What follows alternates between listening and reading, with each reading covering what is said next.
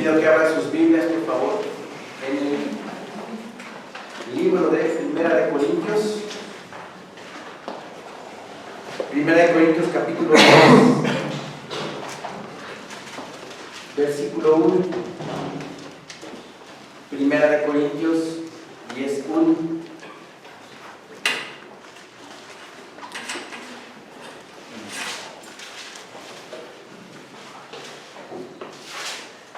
Primera de Corintios 10, 1.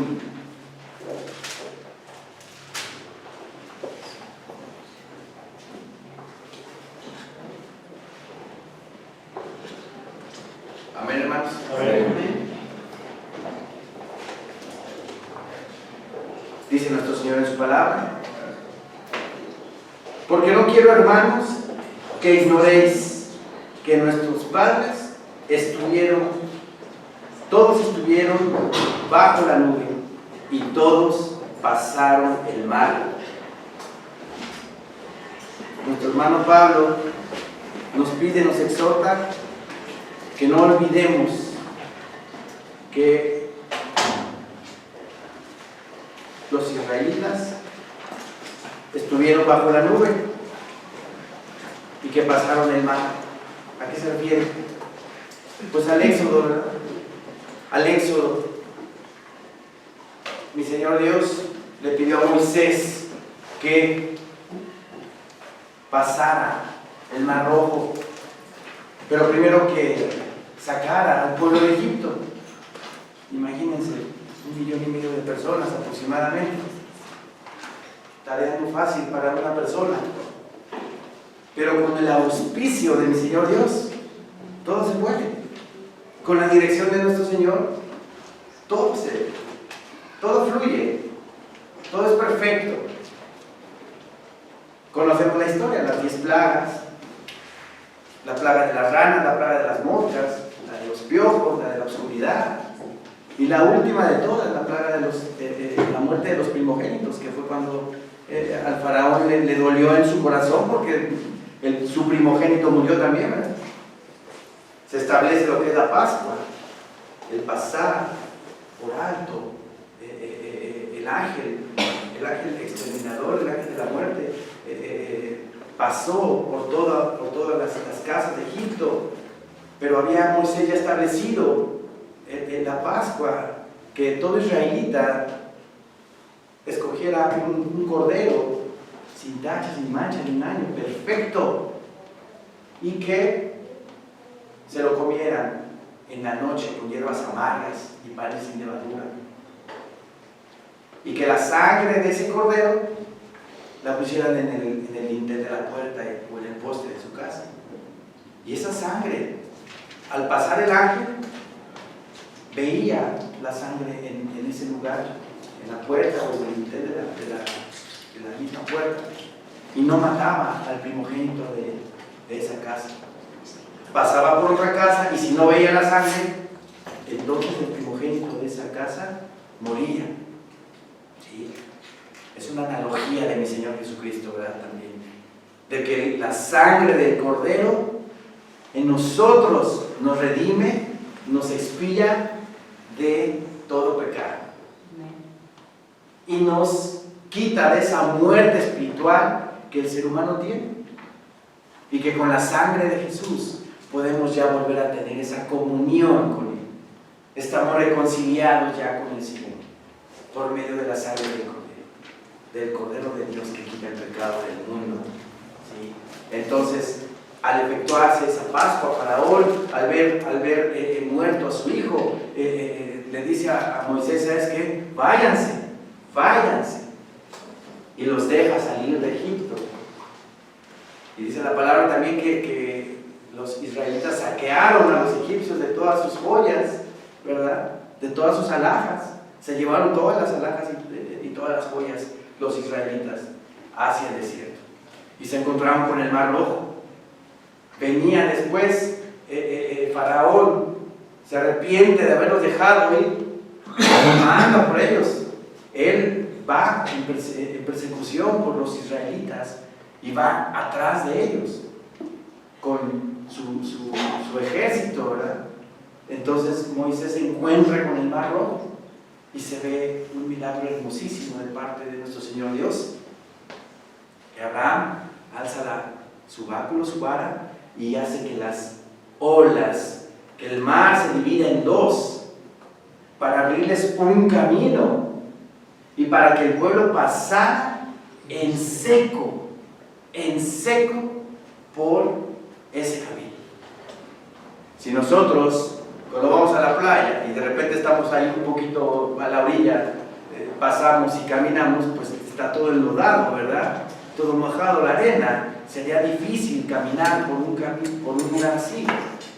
Pero mi Señor Dios hasta en eso tiene sus detalles. Hace que se abra el mar y todo el pueblo pasa en seco. Porque no nada más eran las personas, eran también sus animales, los niños, o sea, eran familias enteras caminando por ese lugar, por ese camino. Y dice aquí Pablo, porque no quiero, hermanos, que ignoréis que nuestros padres estuvieron bajo la nube y todos pasaron el mar. Estuvieron bajo la nube. ¿Por qué bajo la nube? Porque mi Señor Dios, en su provisión, en su amor para con los israelitas, hizo que siguiera una nube, como señal. Por aquí tienes que partir, por aquí tienes que ir. Era la nube de Dios que los iba dirigiendo. Y pasaron el mar, dice la palabra. Y todos en Moisés fueron bautizados en la nube y en el mar. ¿Qué quiere decir esto? Y todos en Moisés fueron bautizados en la nube y en el mar. Literalmente, el pueblo de Israel estuvo bajo las aguas. Caminó por ese lugar que mi Señor les propició. Se abrieron las aguas y caminaron por un camino y bajaron y estuvieron literalmente bajo las aguas. ¿Sí? ¿Qué quiere decir la palabra? Que todos estuvieron bajo la nube y todos en Moisés fueron bautizados en la nube y en el mar. ¿Qué quiere decir esto? ¿Qué estaban dejando los israelitas en ese momento? ¿Qué estaban dejando atrás? ¿Qué estaban dejando? Su esclavitud. Estaban dejando la esclavitud que estuvieron sometidos por 400 años. ¿Sí?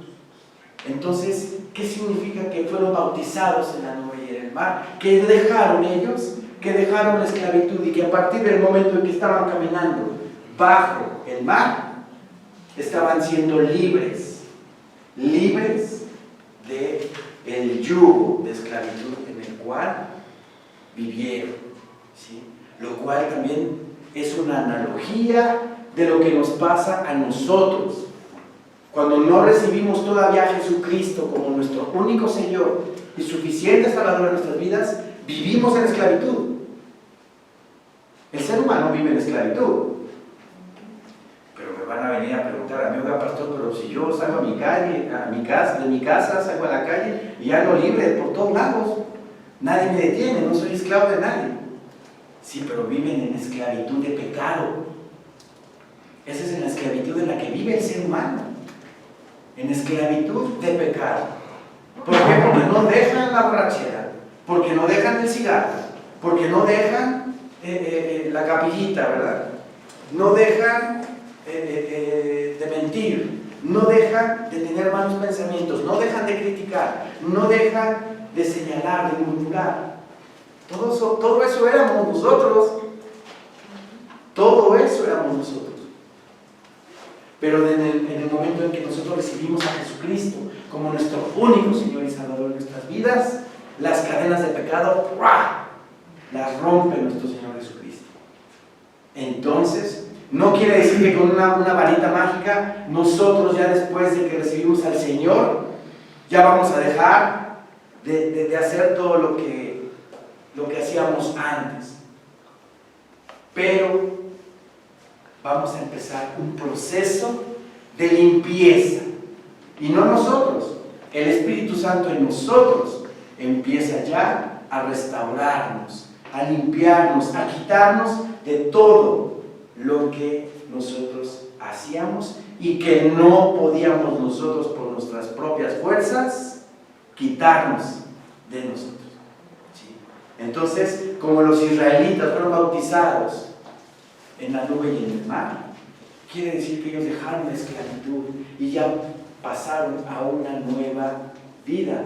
Nosotros también igual, cuando recibimos al Señor, nosotros somos liberados, perdonados, limpiados, somos santificados, somos justificados, y pasa el Espíritu Santo a morar en nosotros. ¿Para qué? Para que nos ayude, en un plan que mi Señor Dios de perfección que tiene para cada uno de nosotros, llegar a tener la mente de Cristo. Ya nada más. Eso quiere el Señor que tengamos nosotros, la mente de Cristo. ¿Se imaginan la mente de Cristo? Mi Señor Dios quiere que tengamos la mente de su Hijo. ¿Cómo pensaba? ¿Cómo miraba? ¿Cómo escuchaba? ¿Cómo veía? ¿Cómo se dirigía a la gente? Así debemos de ser nosotros. Y para allá vamos. No pensemos, ay, es que es muy difícil, no puedo. Pues no puedes, en tus fuerzas no puedes. Pero si le entregas tu vida completamente al Señor, sí podemos. Yo les he dicho, yo quiero llegar a ser perfecto y no me estoy envaneciendo, no es cosa de envanecerse, no es cosa no. Porque yo le creo al Señor, y si dice ser perfecto como vuestro Padre Celestial es perfecto, es porque sí se puede. Como en los partidos de la selección, sí se puede. Sí se puede. Pero la cosa es corazón. ¿Qué tanto por ciento de mi corazón está verdaderamente dispuesto a entregarse al Señor? Totalmente. Seamos perfectos. Pidámosle al Señor con todo nuestro corazón que nos ayude a llegar a esa estatura del varón perfecto que es Cristo Jesús. Y si lo dice el Señor, sí se puede. Ahora, ¿qué es ser perfecto?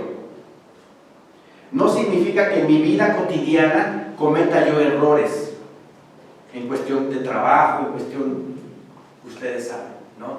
Ser perfecto es no pecar absolutamente nada. Imagínense que ya no tengamos que echar mano, que pedirle a nuestro abogado que nos que abogue por nosotros ante el Padre, porque tenemos abogado, ¿verdad? Nuestro Señor Jesucristo es nuestro abogado, y siempre que nosotros pecamos nos dirigimos a Él y le decimos: Señor, te pido que abogues por mí ante el Padre, porque cometí esto y esto y esto. Va a llegar el momento que ya no lo vamos a necesitar, porque vamos a ser perfectos. Imagínense llegar a la perfección. ¡Wow! Pidámosle al Señor con todo nuestro corazón que nos ayude.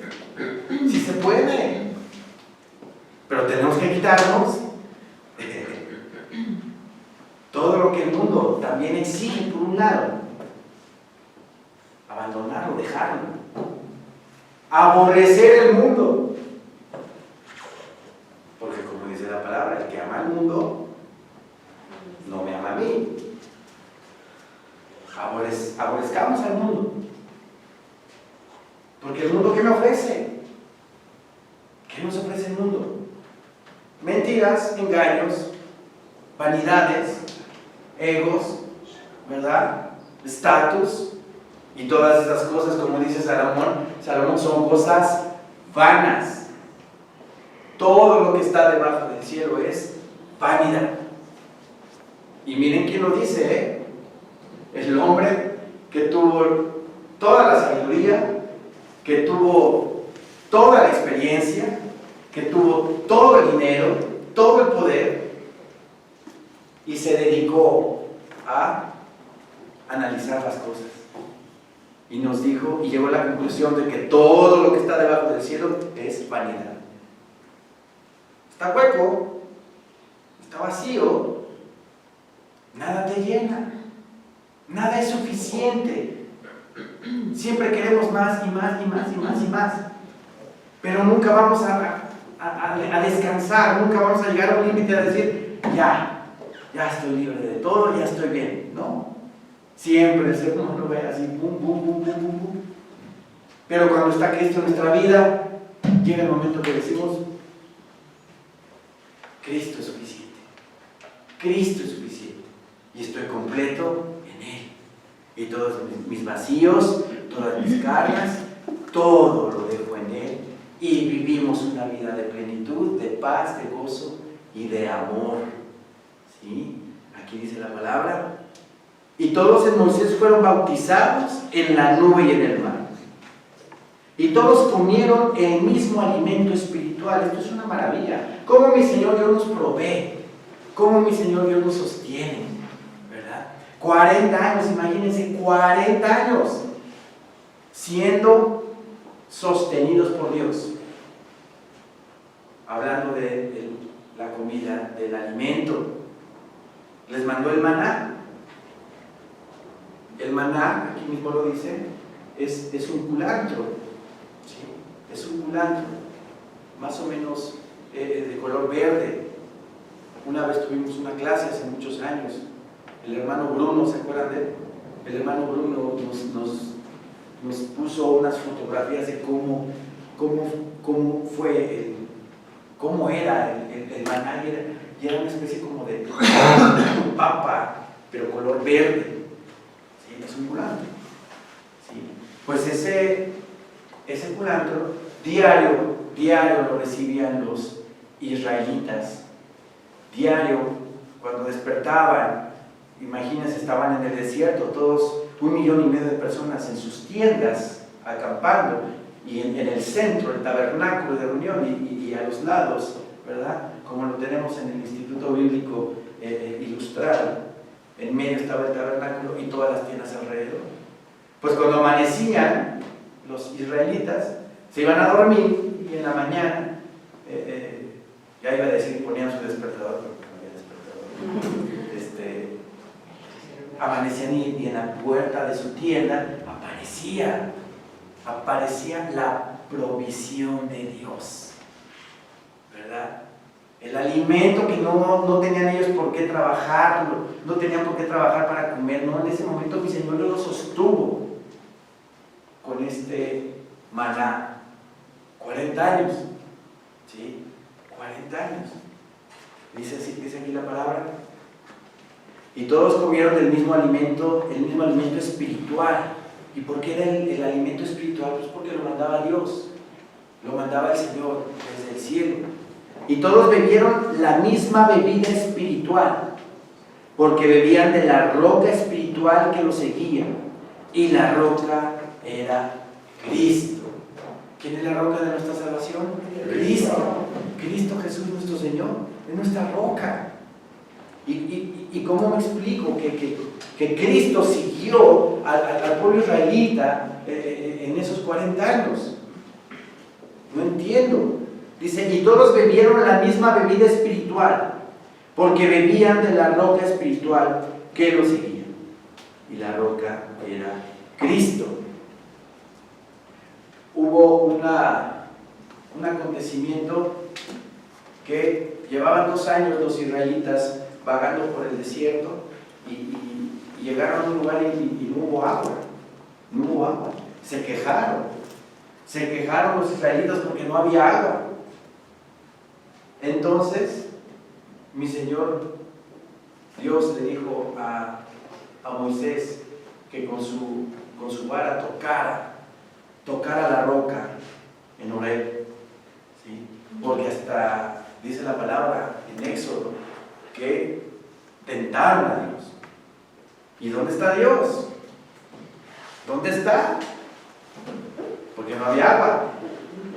Pero también a veces mi Señor Dios hace esas cosas, ¿no? En nuestra vida a veces hace esas cosas. No me llega la bendición. Le estoy pidiendo y pidiendo y pidiendo. Llevo 1 hora pidiéndole y no me llega la bendición. También nos prueba nuestra fe, prueba ¿Qué tanto podemos soportar? ¿Qué tanto estamos entregados a Él para estar sometidos a Él y esperar con paciencia la promesa o la bendición? ¿Ustedes creen que no pudo mi Señor Dios darles agua luego? Pero mi Señor Dios hacía esas cosas para probarlos. Y ellos, en su insensatez, dijeron: ¿y qué Dios? ¿Dónde está? No lo veo. ¿Dónde está Dios? Y Moisés, con su vara, tocó la roca y salió de la roca fuente de agua viva. Fuente de agua viva. ¿No se asemeja a alguien? A Cristo. Cristo Jesús es nuestra fuente de agua viva. La fuente de agua viva que en nosotros está, dice Él mismo en su palabra, ¿verdad? Que que nos iba a mandar Él ríos de agua viva para que en nosotros esté ese río de agua viva. Y ese río de agua viva es el Espíritu Santo. Vamos aquí a Evangelio de Juan, por favor, capítulo 7.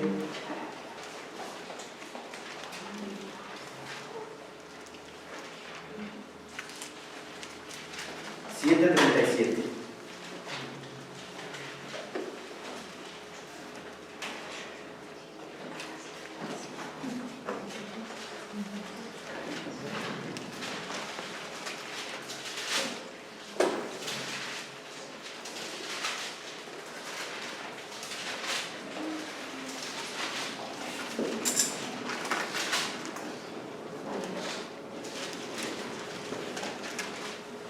Amén, hermanos.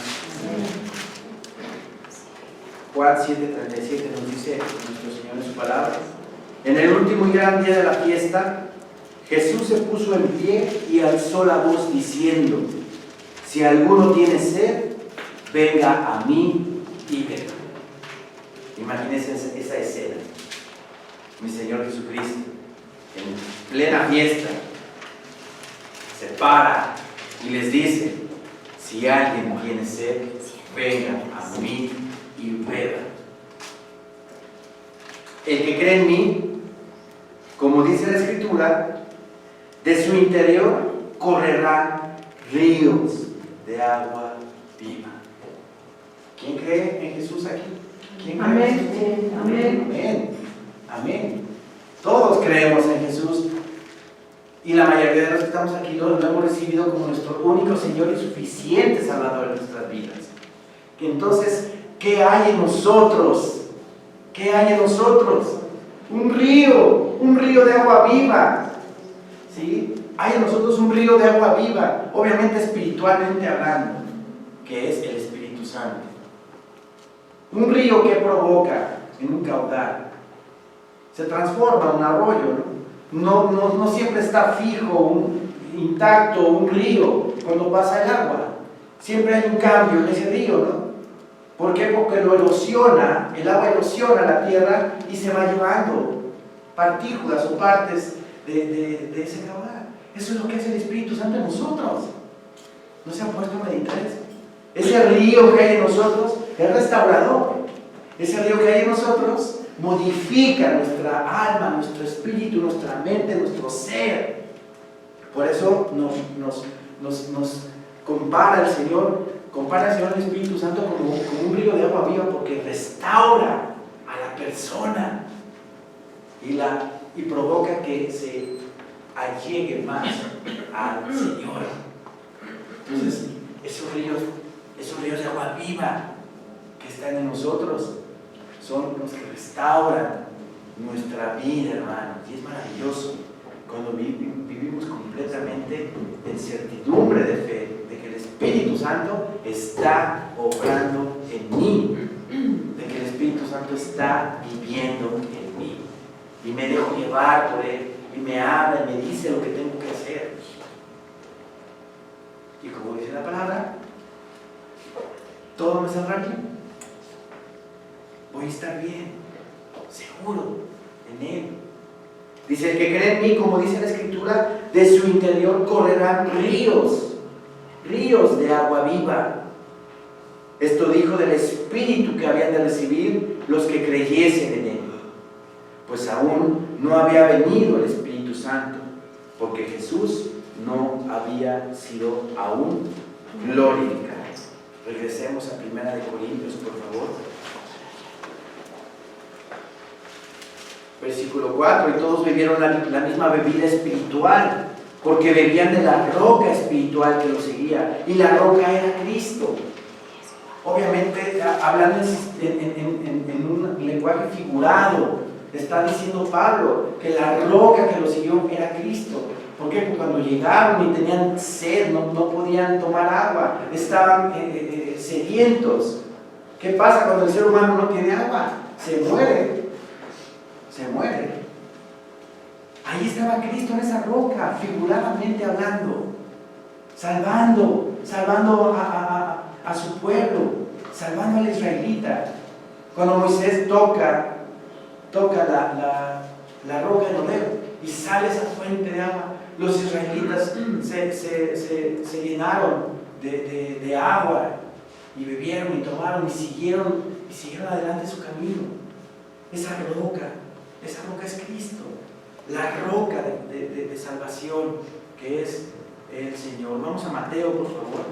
Mateo 16.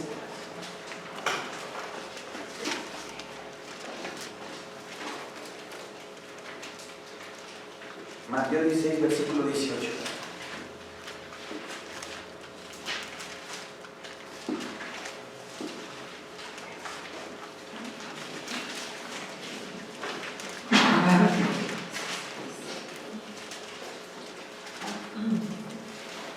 Amén, hermanos. Mateo 16, versículo 18.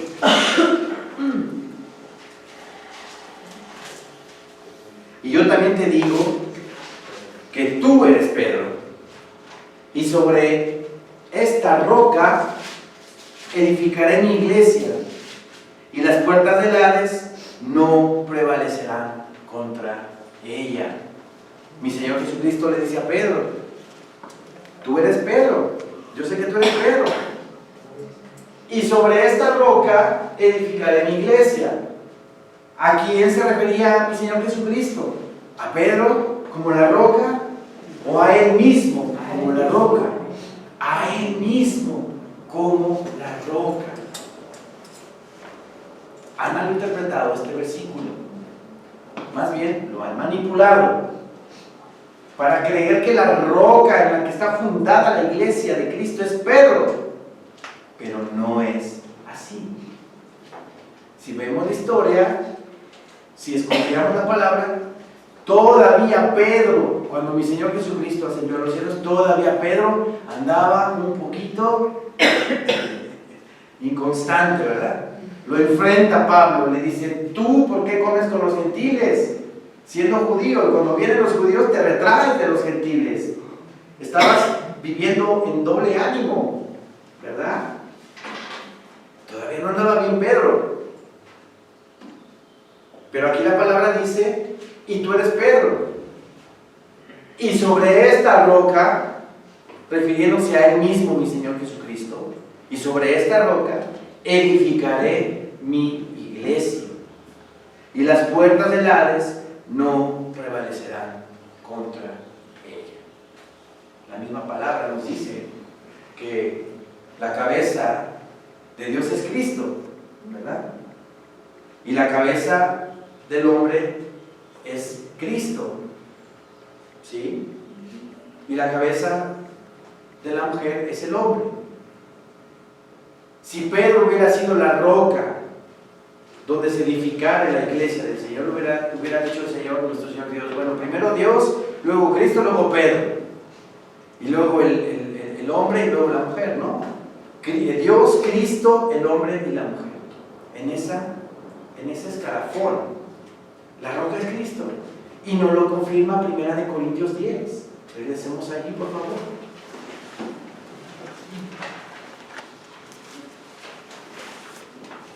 Y todos bebieron la misma bebida espiritual, porque bebían de la roca espiritual que los seguía, y la roca era Cristo, ¿sí? Y fueron varias veces. La última vez le costó a Moisés la entrada a la tierra prometida. Porque como dice la palabra, los israelitas eran de dura cerviz, eran necios, no entendían, ¿sí? Protestaban, se quejaban. Y la última vez que mi Señor Dios le pidió a Moisés que tocara su vara contra la roca para que saliera agua, Moisés en su ira, porque él estaba muy enojado, en su ira no glorificó a Dios. Y mi Señor Dios le dijo, por no glorificarme, a la hora de que tú con tu vara golpeaste la roca, no entrarás a la tierra prometida. La verás de lejos, nada más, la verás de lejos. Y en el monte Nebo, donde murió Moisés, antes de morir, mi Señor Dios le dio la oportunidad de ver la tierra prometida. ¿Sí? ¿Qué quiere decir esto? Podemos nosotros tener una vida completamente llena, entregada al Señor, pero un descuidito, un arranque de la carne puede costarnos no entrar al reino de los cielos. No, como dice aquí la palabra, el que quiere estar firme, mire que no caiga, ¿verdad? Siempre bajo la cobertura de Dios, siempre bajo la sombra del Omnipotente, no creyéndonos nosotros que ya podemos nosotros solos gobernarnos por nosotros mismos. No, tenemos que tener la cobertura del Señor siempre, para que Él sea nuestra guía. Versículo 5 dice, pero de los más de ellos no se agradó Dios, por lo cual quedaron postrados en el desierto. Aquí en la palabra, este versículo se refiere cuando los 12 espías se fueron a explorar la tierra prometida y vieron que era una tierra donde fluía efectivamente leche y miel. Los racimos de uvas que se llevaron a donde estaba Moisés, lo tenían que cargar entre 2 hombres y uno de un lado y el otro del otro, porque los racimos de uvas eran enormes. ¿Sí? Pero también se encontraron con que habían vivían gigantes ahí en ese lugar. ¿Sí? Y dos de los 12 discípulos creyeron y dijeron, Dios nuestro Señor nos va a ayudar y vamos a vencer a esos gigantes y vamos a entrar a la tierra prometida. Pero los 10 restantes empezaron a influenciar al pueblo y a decirles, no, son gigantes, nosotros nos veíamos como langostas, nos van a matar, nos van a vencer, nos van a destruir. Y empezaron a desanimar al pueblo. Ellos caminaron por la tierra prometida 40 días. Mi Señor Dios, al ver esa falta de fe, les dijo que por esa incredulidad y por esa falta de fe, por cada día que estuvieron explorando la tierra, van a recorrer el desierto 40 años. Ese es el motivo por el cual estuvieron peregrinando 40 años en el desierto.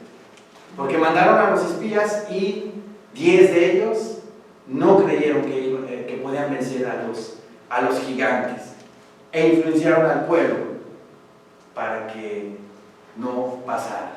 Entonces les costó 40 años lo que pudieron hacer en un mes, menos de un mes, entrar a la tierra prometida. ¿Sí? Por eso sí, aquí dice la palabra, pero de los demás de ellos no se agradó Dios, por lo cual quedaron postrados en el desierto. Mas estas cosas sucedieron como ejemplos para nosotros, para que no codiciemos cosas malas, como ellos codiciaron. ¿Qué codiciaron? Estaban hartos del maná. Diario comemos este alimento verde. Diario comemos esto. Estamos hastiados. ¿Qué nos ha hecho Dios? Si allá en la tierra de Egipto comíamos carne, Comíamos carne, imagínense un esclavo comiendo carne. ¿Qué es lo que le dan al esclavo? Pues las obras, ¿no? Las obras de lo que comen los nobles. Pero se quejaron del alimento espiritual que era el maná. No lo valoraron, no lo aquilataron, que no tenían que trabajar por nada, que no tenían que hacer un esfuerzo por alimentarse, que Dios mismo nos estaba proveyendo de ese alimento. Y a veces nosotros somos así, de esa forma. Tenemos un estilo de vida, pero queremos más. Ay, es que donde yo vivo ya no me gusta vivir aquí. Voy a darle gracias de tener un techo, alimento, calzado, vestido. Hay gente que vive debajo de los puentes.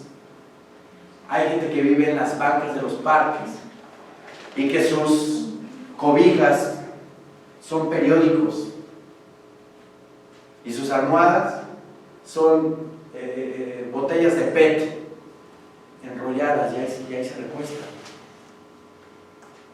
Pero a veces queremos más, ¿verdad?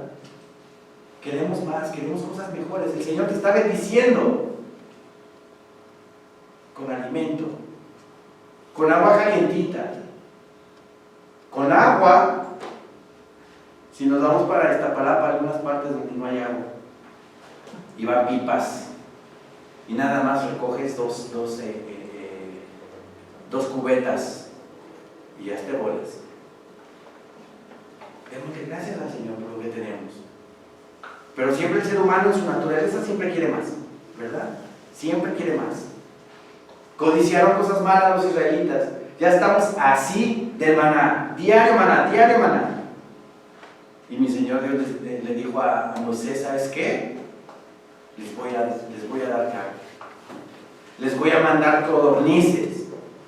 Y se van a llenar de codornices, pero les van a salir las codornices, les van a salir hasta por las narices de lo que codiciaron malamente. Y así fue. Mi Señor les mandó infinidad, una cantidad tremenda de codornices. ¿Sí? Pero protestaban todo el tiempo, porque estaban aburridos, cansados del maná. Y no debemos de ser así. Debemos de estar contentos, como dice Pablo en Filipenses, debemos de estar contentos con la situación en la que vivimos, sea buena o sea estrecha. Debemos de estar contentos con lo que tenemos, porque tenemos la bendición de Dios. ¿Sí? Ni seáis idólatras como algunos de ellos, según está escrito. Se sentó el pueblo a comer y a beber y se levantó a jugar. Acuérdense del becerro de oro. Estuvo Moisés 40 días arriba en el Sinaí con Dios, esperando las tablas, y el pueblo impaciente porque no bajaba. Moisés le dijo a Aarón, haznos dioses, por favor, porque vemos que Moisés ya se ha tardado mucho, y te pido que hagas dioses que nos saquen, simulando que fueron ellos los que nos sacaron de la tierra de Egipto. Y dice la palabra, y Aarón, así se da a entender, Aarón muy obediente dijo, bueno, pues traigan todos los arcillos, todo lo de oro, y hagamos a los dioses. E hicieron al becerro de oro. ¿Sí? También fue algo terrible. Moisés, cuando bajó, vio que estaban en completa idolatría, y como dice aquí la palabra, comiendo y bebiendo, y no bebiendo limonada, ni bebiendo agua de horchata, no, estaban tomando. ¿Sí? En vez de que estén en reverencia, en oración, esperando la ley que mi Señor Dios les estaba mandando. Estaban en completo desorden. Y Moisés en su furor, al ver todo eso, las tablas que mi Señor Dios con su propio dedo escribió, las rompió Moisés, ¿sí? Y una gran matanza ese día también. Dice el versículo 8: ni forniquemos como algunos de ellos fornicaron, y cayeron en un día 23,000. Los moabitas, dice la palabra del Señor, que los israelitas se mezclaron con las moabitas, las de otra nación, ¿sí? Entonces empezaron ahí a fornicar con las moabitas, y mi Señor Dios también se enojó en demasía por este acto que hicieron ellos. Ni tentemos al Señor, como también algunos de ellos le tentaron y perecieron por las serpientes. Vamos a Números 21, por favor.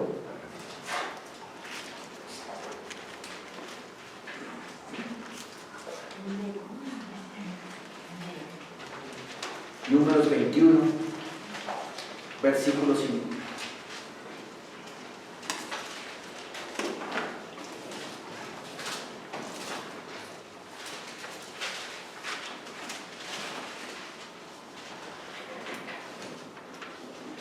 Números 21:5. Amén, hermanos. Y habló el pueblo contra Dios y contra Moisés: ¿por qué nos hiciste subir de Egipto para que muramos en este desierto? Pues no hay pan ni agua, y nuestra alma tiene fastidio de este pan tan liviano. Refiriéndose al maná, ¿sí? Y Jehová envió entre el pueblo serpientes ardientes que mordían al pueblo, y murió mucho pueblo de Israel. Entonces el pueblo vino a Moisés y dijo: hemos pecado por haber hablado contra Jehová y contra ti. Ruega a Jehová que quite de nosotros estas serpientes. Y Moisés oró por el pueblo. Y Jehová dijo a Moisés: hazte una serpiente ardiente y ponla sobre una asta, y cualquiera que fuere mordido y mirare a ella, vivirá. Y Moisés hizo una serpiente de bronce y la puso sobre una asta. Y cuando alguna serpiente mordía a alguno, miraba a la serpiente de bronce y vivía. ¿Sí? Nuestro Señor Jesucristo hace referencia a esta vez en la cual volvieron a protestar, volvieron a reclamar al pueblo israelita, ¿verdad? Ya estamos hartos de este pan tan liviano que nos has dado, mandándoles las serpientes. Mi Señor Dios les empiezan a jugar y a pedirle a Moisés que le diga al Señor: quítanos estas serpientes. Y mi Señor Jesucristo hace referencia a este episodio, que como la serpiente en el desierto, así Él iba a ser levantado, ¿sí?, en la crucifixión. Pero si ven, todo el tiempo se estaban quejando, ¿no?, los israelitas. Y todo el tiempo nos estamos quejando también nosotros, ¿no? Un ejemplo tan sencillo, nada. Cuando hace mucho calor, ¿qué pasa? Nos quejamos, ¿verdad? Nos quejamos. Cuando está lloviendo, y bueno, han habido muchas tormentotas tremendas, pero cuando llueve, ojalá ya venga el tiempo de calor. Y cuando está el tiempo de calor, ojalá ya venga el tiempo de frío. Cuando está el invierno, qué frío está haciendo, ya que venga el tiempo de calor. O sea, nunca estamos contentos. Mejor valoremos, ¿no?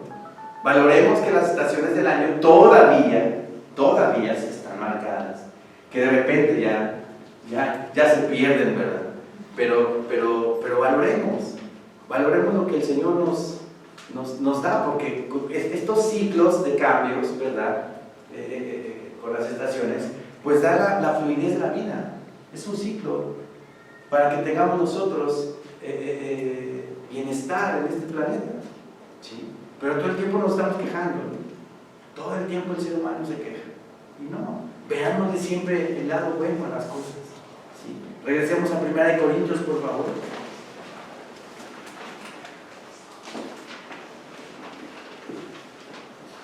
Versículo 10 dice: ni murmuréis como algunos de ellos murmuraron y perecieron por el destructor. Y estas cosas les acontecieron como ejemplo, y están escritas para amonestarnos a nosotros.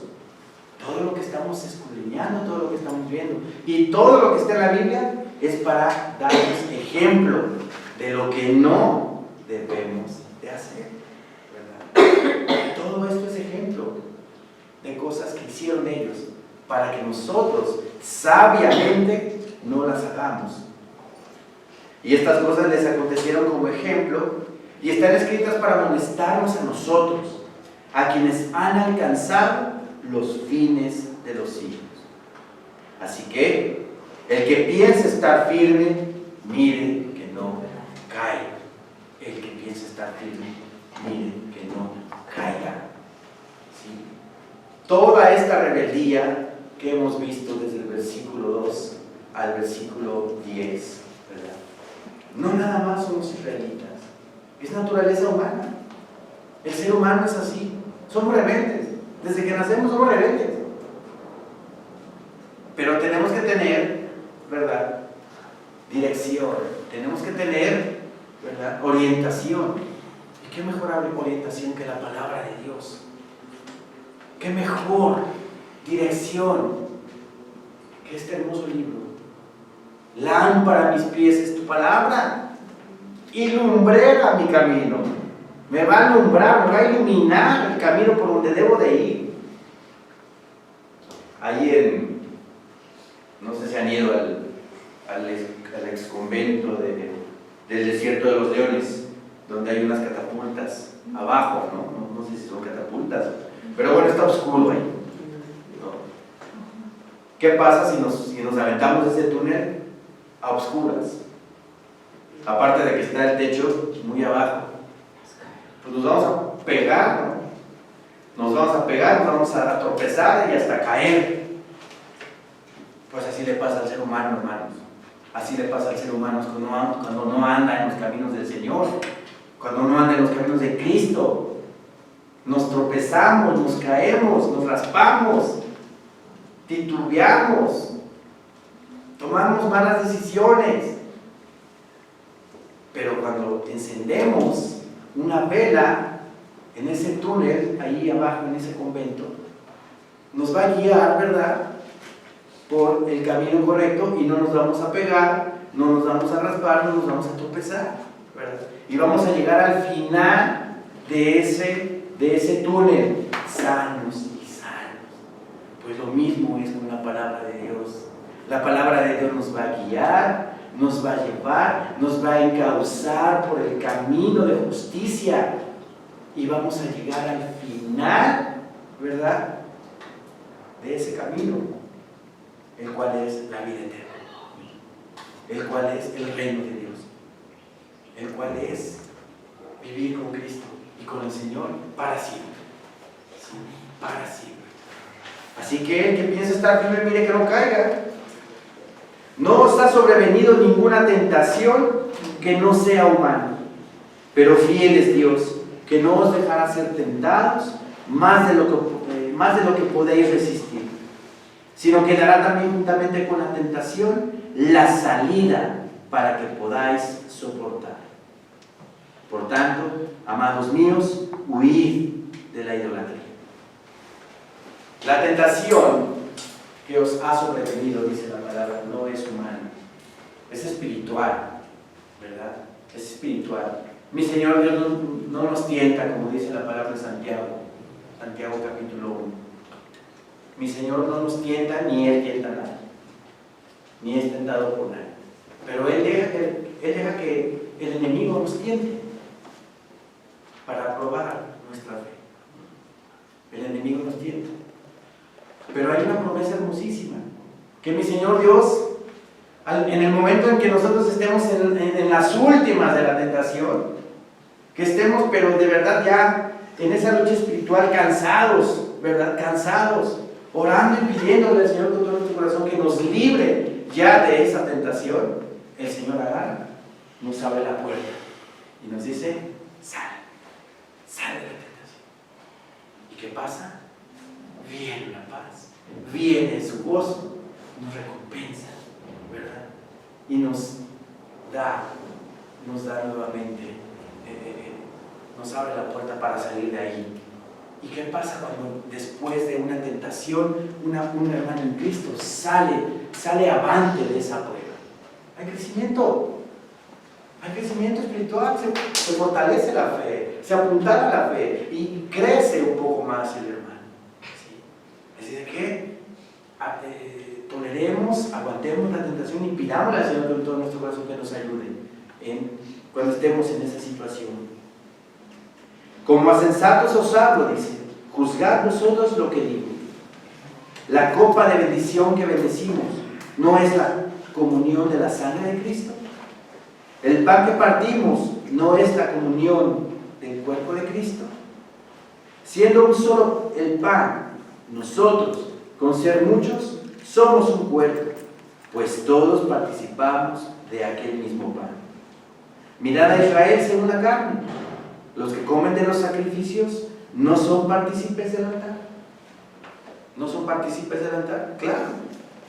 Se están involucrando con la vianda que le ofrecen al ídolo. Era muy dado en ese entonces, en esas épocas, que los paganos ofrecían sus animales o sus sacrificios a los ídolos, a las imágenes, a las estatuas a las cuales adoran. Y después de ofrecer ese sacrificio, ese animal, se lo comían. E Israel hacía también esas cosas. Por eso en las cartas paulinas varias veces encontramos que este tipo de situaciones, este tipo de cosas, para que el israelita se alejara de todo eso. Y aquí les hace ver y les dice, ¿qué digo pues? ¿Que el ídolo es algo o que sea algo lo que se sacrifica a los ídolos? ¿El ídolo es algo, hermanos? ¿Es algo el ídolo? ¿Ve? ¿Oye? ¿Habla? ¿Camina? No, ¿verdad? Es una cosa, es algo hecho por el hombre, ¿verdad? Es algo hecho por el hombre. No es nada el ídolo. Tiene ojos pero no ve, tiene oídos pero no oye, tiene boca pero no habla. Semejantes a ellos son los que los hacen, dice la palabra en el Salmo 115. Entonces aquí nos cuestiona Pablo, dice, ¿qué digo pues? ¿Que el ídolo es algo o que sea algo lo que se sacrifica a los ídolos? Antes digo que lo que los gentiles sacrifican, a los demonios los sacrifican y no a Dios. Y no quiero que vosotros os hagáis partícipes con los demonios. ¿Qué es lo que quiere decir? Sí conocen los altares. Ya ven que no hay altares en México, por todos lados. Está el ídolo en el altar. Cuando una persona llega y le pone una veladora, o le pone dinero, le pone cualquier cosa, ¿qué es lo que pasa? Que no se lo está dando al ídolo, se lo está entregando al demonio que está detrás de ese ídolo. Atrás de cada ídolo hay un demonio. Por eso a veces cuando dicen, es que fulanito me hizo este milagrito y sutanito me hizo este milagrito, no fue Dios el que lo hizo, ni ese ídolo, sino el demonio que está atrás. Porque los demonios tienen poder, ¿sí? Y pueden hacer esas cosas para engañar a la gente. Entonces, atrás de cada ídolo hay un demonio. Lo dice Pablo. Antes digo que lo que los gentiles sacrifican, a los demonios los sacrifican y no a Dios. Y no quiero que vosotros os hagáis partícipes con los demonios. No podéis beber la copa del Señor y la copa de los demonios. No podéis participar de la mesa del Señor y de la mesa de los demonios. ¿O provocaremos a celos al Señor? ¿Somos más fuertes que Él? No podemos estar en la iglesia de Cristo y estar coqueteando con otra deidad pagana. No podemos venir al culto en Maranatha y podemos y también en la noche estar en la misa de 7. ¿Qué comunión tiene Cristo con Belial? la luz con las tinieblas? Ninguna. ¿Sí? Pero hay hermanos en Cristo que tienen ese sincretismo y no debe ser. No debe ser. Si somos de Dios, con Dios. ¿Provocaremos a celos al Señor? Dice la palabra. ¿Provocaremos a celos al Señor? Si estoy aquí en la iglesia de Cristo, pero también me estoy interesando por otra religión, o estoy investigando acerca de otra religión, como cultura está bien, pero no como un culto religioso. ¿Sí? ¿Sí me explico? Entonces, como dice la palabra, Dios es celoso y Él no nos quiere compartir con nadie, con absolutamente nadie. Entonces, no tengamos participación con cosas paganas, actividades paganas, de ninguna índole. No podéis beber la copa del Señor y la copa de los demonios. No podéis participar de la mesa del Señor y de la mesa de los demonios. ¿O provocaremos a celos al Señor? ¿Seremos más fuertes que Él? No somos más fuertes que Él. Hoy el Señor nos ha hablado acerca de la rebeldía, del ser rebeldes, del oponernos a la palabra. Si aquí en la palabra del Señor hay algo que no me gusta, porque le llega directamente a mi carne, ¿verdad? Directamente a mi forma de pensar o a mis convicciones, cuidado, porque estamos nosotros ya poniendo nuestra vanidad o nuestro ego en la palabra del Señor.